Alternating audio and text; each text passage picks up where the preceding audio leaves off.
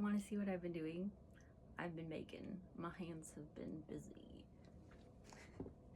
So I've been doing something a lot called slow stitching. I obviously did not invent this. Lots of people out there are doing it. It's a lot of fun. And I'm going to show you how to do it because my sister asked me to teach her. And I'm like, I can make a video and it can be for everybody. So yeah, it's a lot of fun. You're using scraps of fabric that would normally just get tossed if people aren't into scrappy sewing. And so all of this stuff is made pretty much from things that scraps left over from stuff I've made, stuff my mom and my sisters have made, and over like years, decades even. Some of the fabric I've found and have used is like from like this one, this blue was from a dress that my mom made me when I was little, like 5. So there's a lot of memories mixed in, but you can really use anything, like anything. And I will, yeah, show you what you need. So these, the ones in this stack, I am going to use together to create a like wall hanging. And you can sew, like this one I sewed some beads onto to get the trees. So that's always fun. I found these beads at the thrift store like last year. So I love them. It's basically like a fabric collage. They make shapes. I've seen lots of different ways. So these ones can make them bigger. This one I might make into a little pillow maybe, we'll see. These are some others that I haven't decided what I'm gonna do with yet, but some of them I've actually made into things.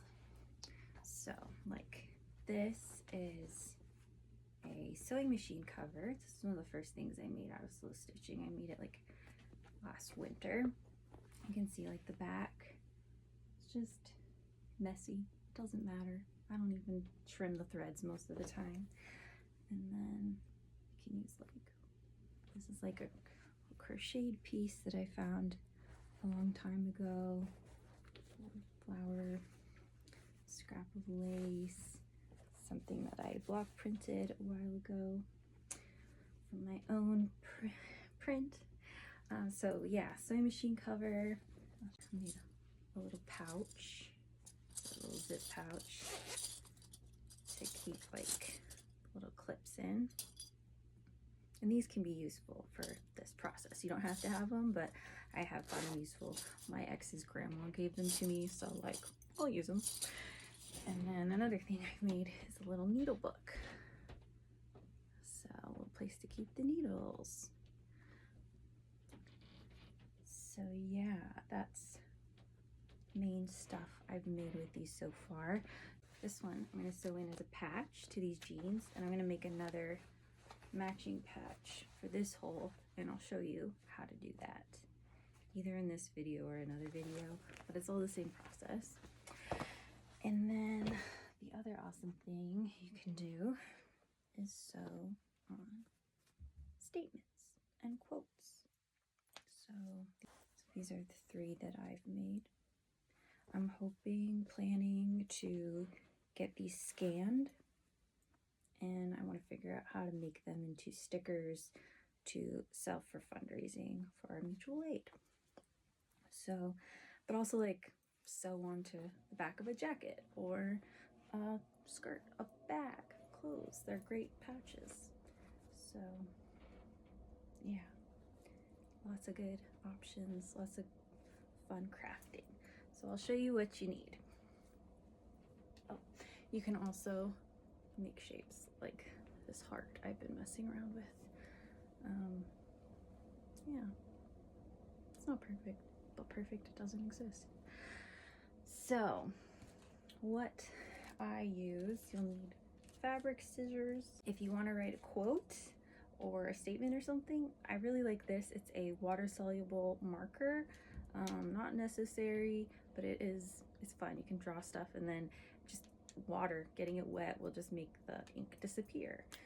So that's what I used on these. You might even still kind of be able to see because I haven't rinsed it off. You can kind of see the blue, but that works. That's very helpful. Not necessary just for the sewing. And then these are like embroidery thread that I thrifted. So you can use any kind of thread though. And it's fun to have a variety of thread. Like you can use, like, I've got some silk thread, got just some like random ends of just sewing thread. I like to use up stuff that is older, like the slow sewing, slow stitching. You can use any kind of thread, double it up, triple it up, whatever you want. And it's, you know, since you're stitching so much, if the thread breaks or isn't like the best quality, it's not gonna be a problem.